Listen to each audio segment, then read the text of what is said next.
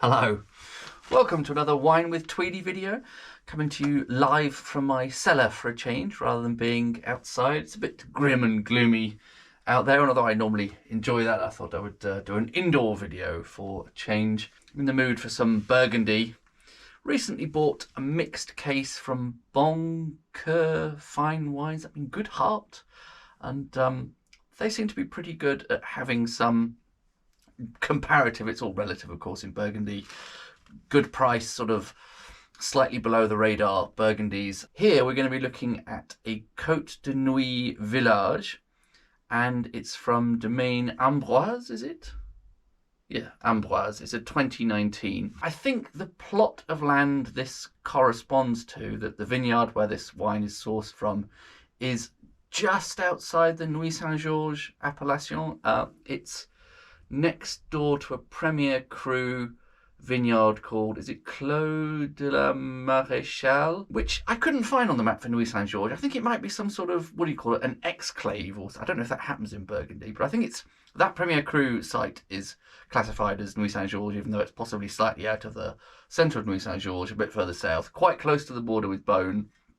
And this is a vineyard that's still within the Cote de Nuits, not in the Cote de Beaune, but it's no longer classified as Nuits St Georges for whatever reason. I'm hoping, once again, this is a sort of bargain version of effectively Nuits St Georges.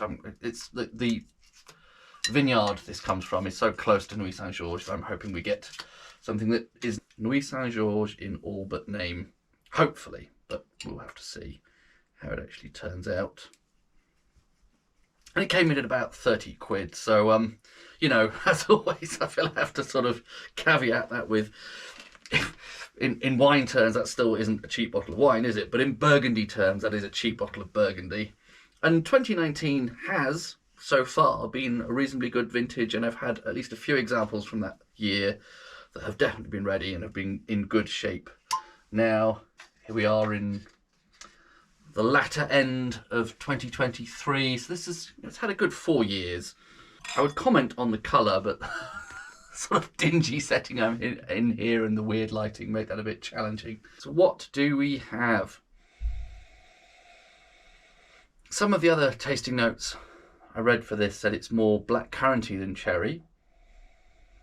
Yeah, I guess I'm getting a little bit of that. When Pinot Noir exhibits as black currant, it's often sort of a slightly thinner style, I find, and this is black currant but on the kind of richer side of black currant, if that makes any sense. On the nose, nice kind of purity there though, nice clean nose, especially as I'm here in a musty cellar. I'm getting a lovely pure sort of waft of fruit coming through there. And that purity and that fruitiness follows through onto the palate, and then just a little tingle afterwards of possibly sort of leather tobacco, and that might be sort of following through with the tannins at the end, but they're relatively light, not overwhelming. Yeah, a little bit of spice there, but well integrated. It's got a nice kind of fruit purity. Does feel quite like a Nuits St Georges with that nice clean fruit expression, which always seems to be a trademark to me of Nuits St Georges. And that's pretty nice. I think for a 30 quid Burgundy, that's in pretty good shape. Cheers from my cellar.